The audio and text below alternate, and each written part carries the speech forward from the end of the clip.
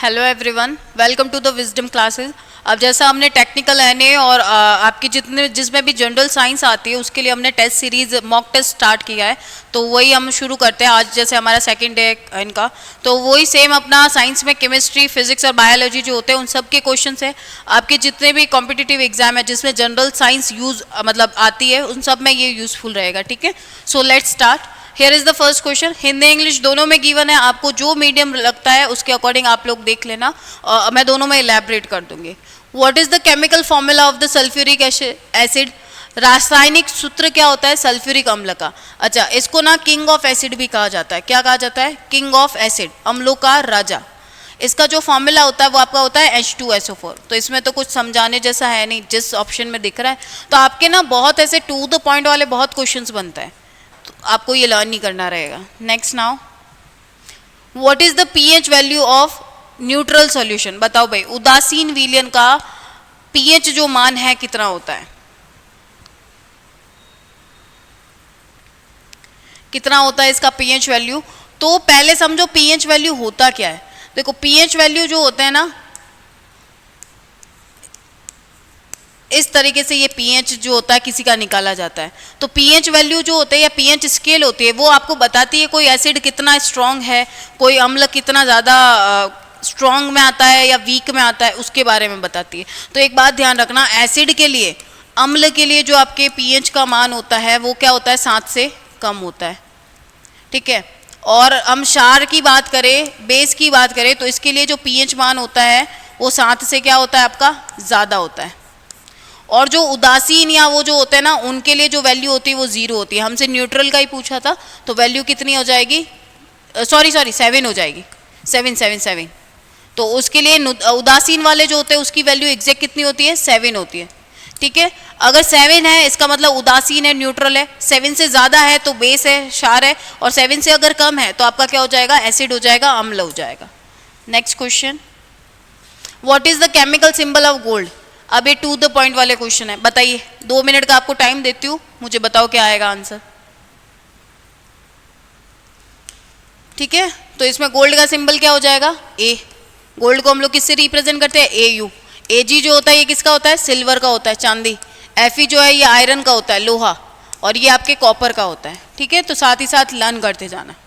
हमें गोल्ड का पूछा था, इसलिए आपका आंसर क्या हो जाएगा? Option number A. Next now, which of these is not elements? अच्छा, इनमें से बताओ कौन जो है वो तत्व नहीं है, जो आपके क्या होता है प्रेजेंट होता है। पीरियोडिक टेबल में आप लोग पढ़ते हो ना जो तत्व, तो आपको पता हो तो वाटर जो होता है एक तरीके का ये क्या है? यौगिक है। बाकी कार्बन देखो तत्व है, C से रिप्रेजेंट करते हैं। नाइट्रोजन तत्व है, N से करते हैं। ऑक्सीजन तत्व है, तो ये तीनों तो है। हमसे पूछा था कौन सा नहीं है, तो इसका करेक्ट आंसर आपका क्या हो जाएगा? ऑप्शन नंबर ए, कि भाई वाटर जो है आपका कोई तत्व नहीं है, एलिमेंट नहीं है, एटम नहीं, ये खुद क्या है? कंपाउंड है, यौगिक है। या मॉलिक्यूल ले लो, ठीक है, मॉलिक्यूल ले सकते हो। विच of these is not a noble gas? Noble gases अब क्या क्या होती है?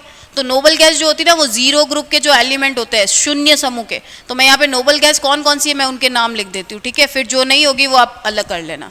हीलियम,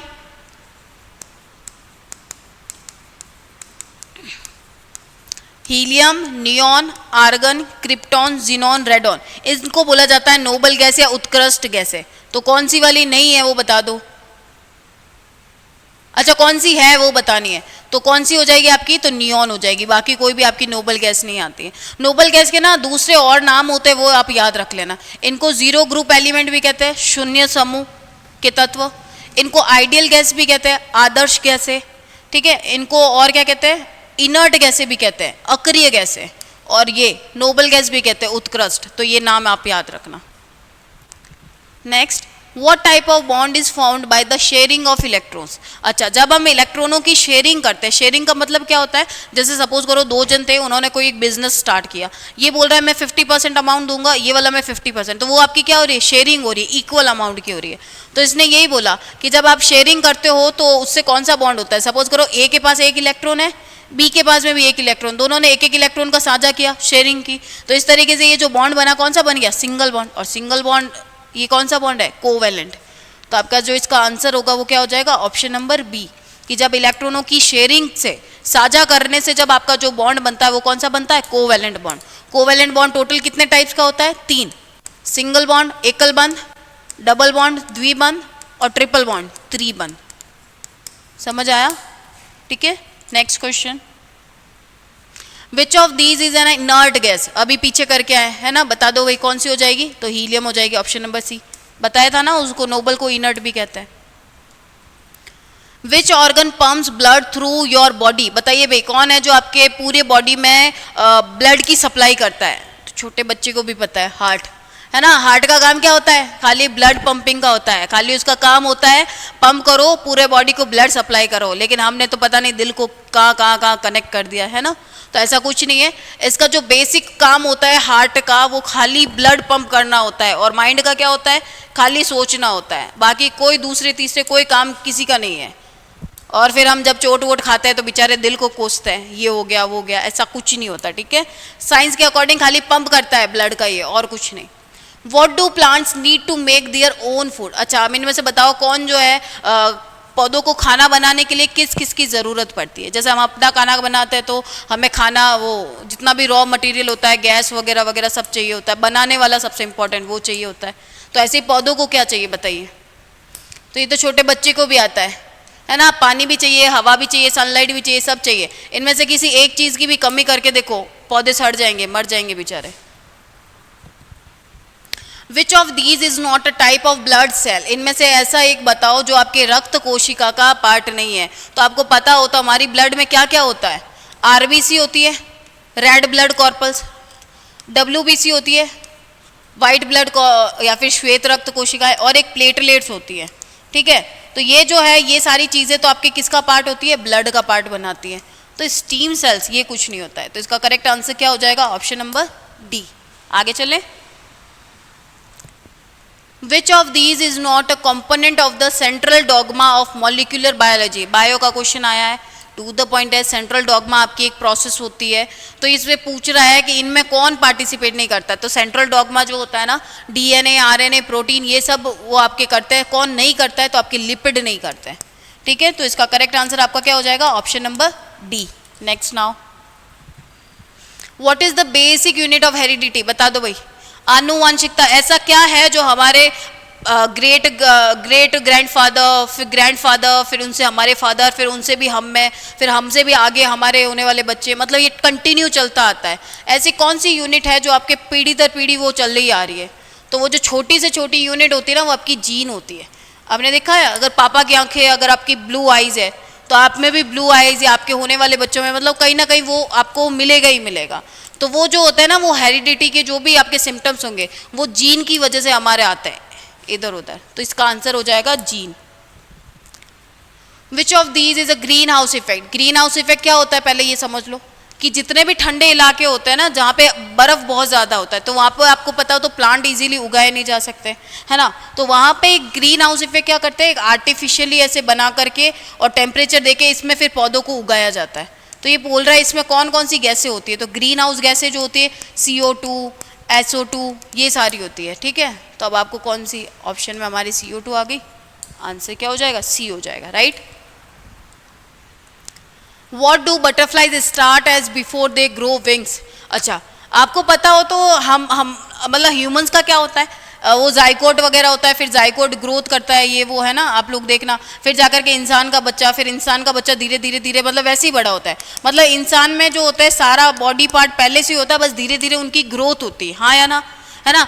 ऐसा तो है नहीं, इंसानों में ऐसा होता है क्या पहले एक हाथ नहीं था और फिर धीरे धीरे बाद में आए, बाद में 2 हाथ हो गए, और बड़ा हुआ 4 हाथ हो गए, ऐसा कुछ होता है क्या? नहीं। तो अपन इंसानों में तो सारा नॉर्मल होता है, लेकिन आप लोग इनमें देखना, मेंढक वगैरह में देख लो, या है ना, और ये ले लो कैटरपिलर, तितलियां वगैरह, इनमें देख लो, इनमें स्टार्टिंग में पंख नहीं होते हैं, बाद में जाकर के पंख है ना आपके बनने शुरू होते हैं। तो यही क्वेश्चन ये पूछ रहा है कि बटरफ्लाई जब वो ग्रो नहीं हुई है, उससे पहले की जो उसकी स्टेट होती है उसको क्या बोला जाता है? तो उसको कैटरपिलर बोला जाता है।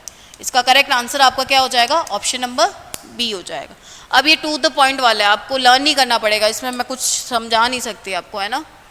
हॉटेस्ट प्लैनेट क्या है? सबसे गर्म जो आपका वो है ग्रह, वो कौन सा है? तो सबको पता है, शुक्र, Venus. Option number A is the correct answer.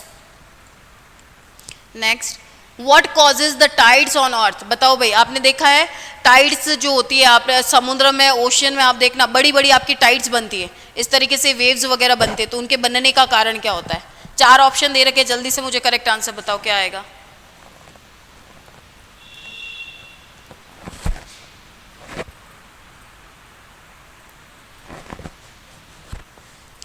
क्या होगा इसका आंसर? हवा की वजह से वो टाइड्स बनती है। अब देखना, लहरें हमेशा ओशियन में ऐसे इस तरीके से पानी हमें लहराता हुआ ही मिलता है, तो ये बनने के पीछे कारण क्या होता है, रीज़न क्या होता है? हवा की वजह से ऐसा होता है, उसमें कुछ करंट होती है उस वजह से, सन की ग्रेविटी या मून की ग्रेविटी, किस वजह से होता है बताइए भाई। 2 मिनट देती हूँ, थोड़ा सा सोचो और फिर बाद में बताओ।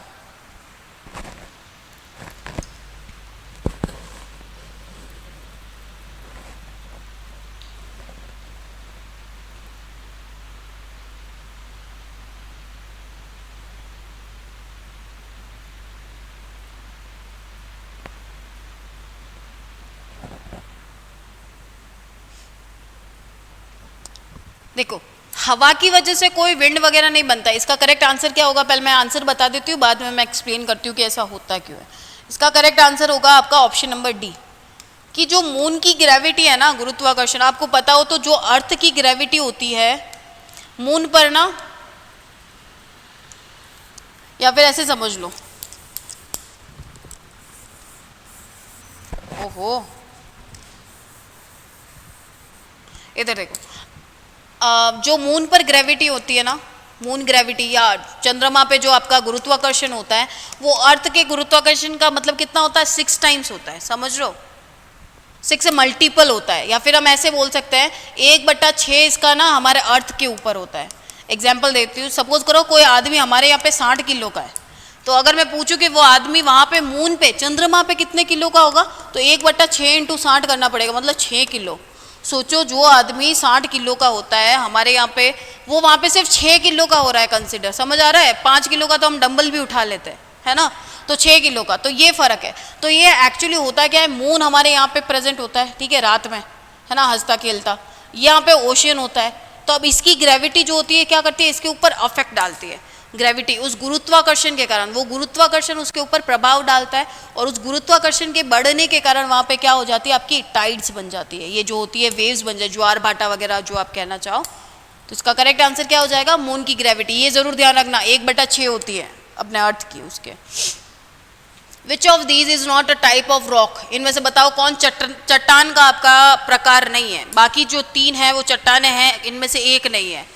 ऑप्शन नंबर ए, इग्निशियस, आग्नेय, अवसादी, कायापलट या फिर ज्वालामुखी। इग्निशियस, सेडिमेंट्री, मेटामॉर्फिक या वॉल्केनिक, बताइए करेक्ट आंसर क्या आएगा। 1 मिनट का टाइम ले लो, इससे ज़्यादा लेना मत, इतने का क्वेश्चन है नहीं, ये क्वेश्चन है सिर्फ 10 सेकेंड का, पता है। अगर आता है तो सीधा आंसर लगा लोगे, नहीं आता तो फिर 1 घंटा भी कम है। तो सोचिए, बताइए जल्दी से।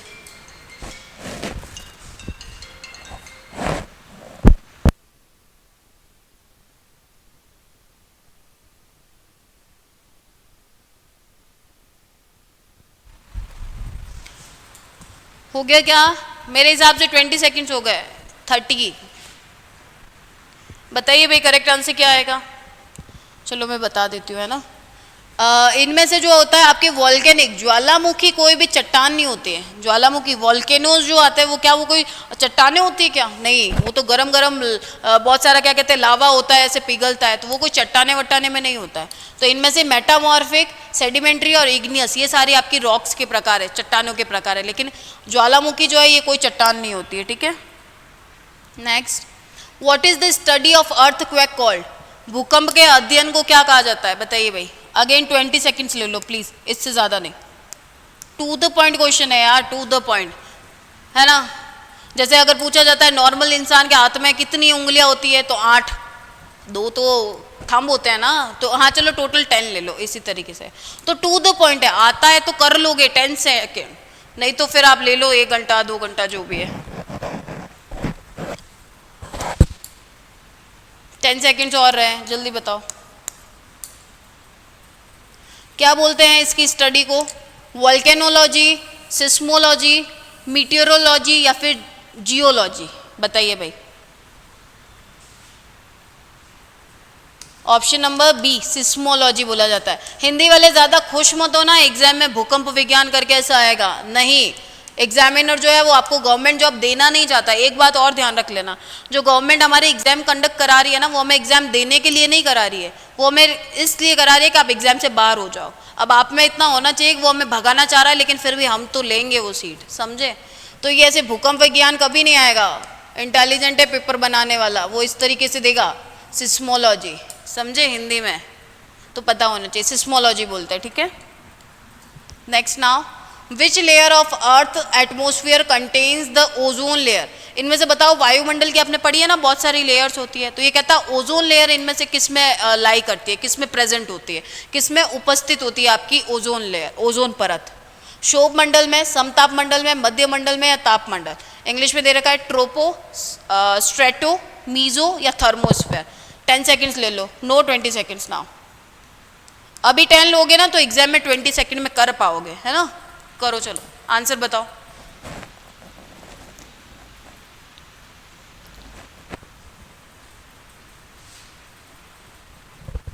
ठीक है, तो मैं बता देती हूँ। अच्छा, एक ओजोन का फॉर्मूला ध्यान रखना, O3 होता है।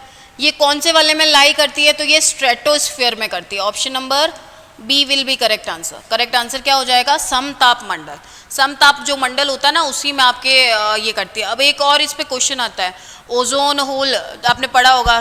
तो ओजोन जो होता है बेसिकली क्या आपके में किस में हेल्प करता है, तो ओजोन हेल्प करता है जितनी भी सन से आने वाली या जो भी रेडिएशन होती है जो अर्थ के लिए हानिकारक हो सकती है, इस पे रहने वाले जीवों के लिए हानिकारक होती है, हार्मफुल होती है, उनको अर्थ पे आने से रोकता है ना। तो जितना ज़्यादा पॉल्यूशन होगा ना, ओजोन लेयर डाउन हो रही है, तो उस वजह से बहुत सारी प्रॉब्लम्स वगैरह क्रिएट होती है। चलो नेक्स्ट क्वेश्चन लेते हैं अभी।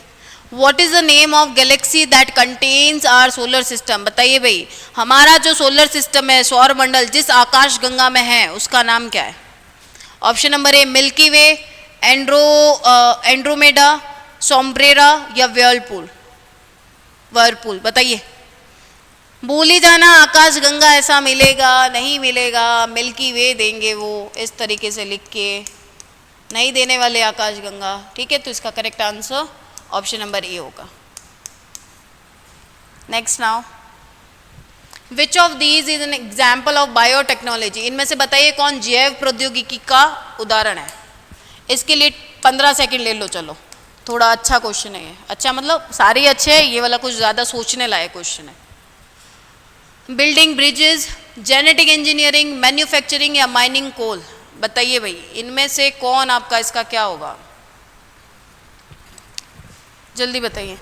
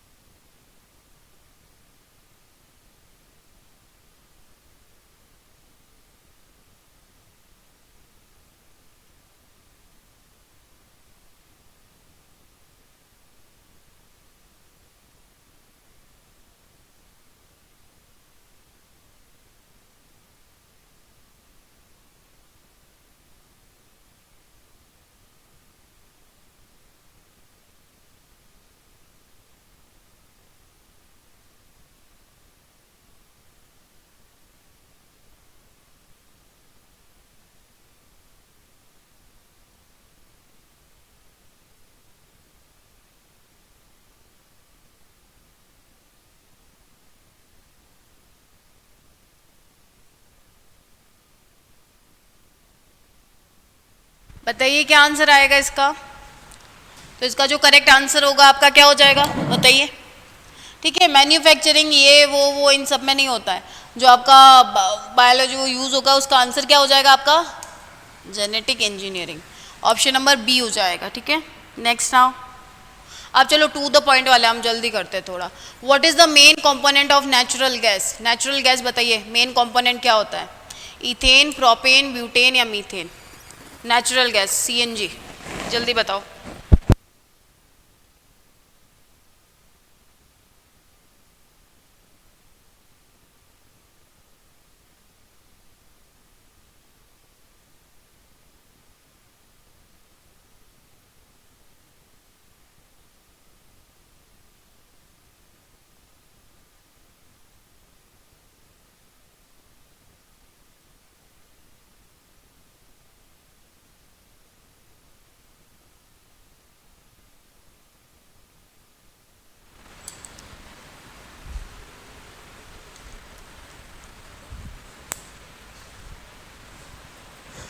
तो इसका करेक्ट आंसर आपका क्या हो जाएगा? मीथेन होता है। इसका फॉर्मूला ज़्यादा से ज़्यादा याद रख लेना, और इसका एक सिंपल नेम होता है जिसको हम मार्श गैस बोलते हैं। क्या बोलते हैं?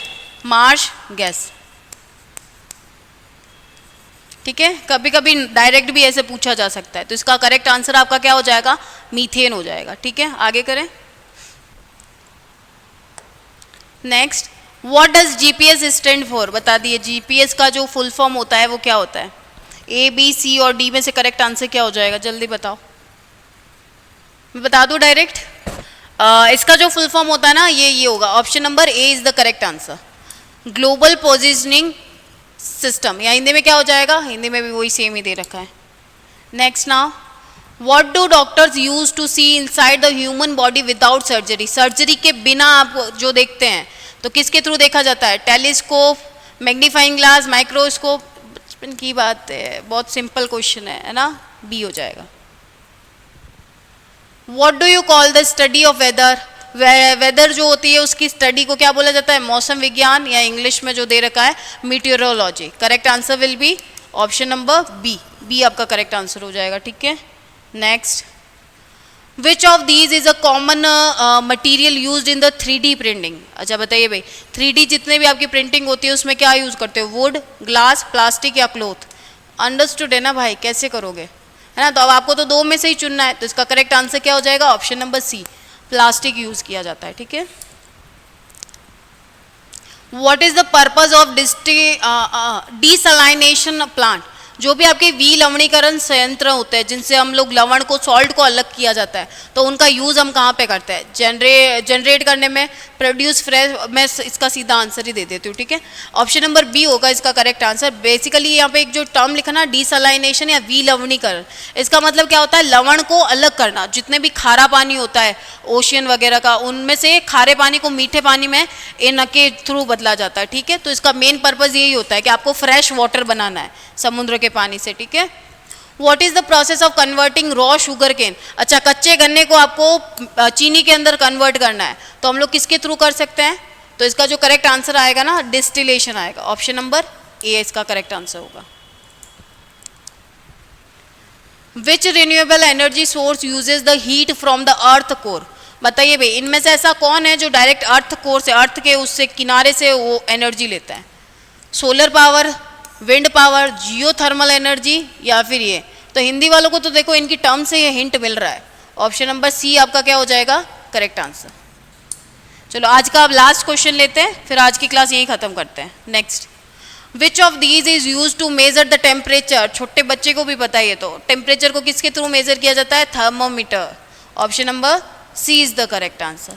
ठीक है, तो आज बस हम इतना ही करेंगे, बाकी सेम अब कल और क्वेश्चंस के साथ में हम कंटिन्यू करेंगे। तो आज बस इतना ही। Thank you.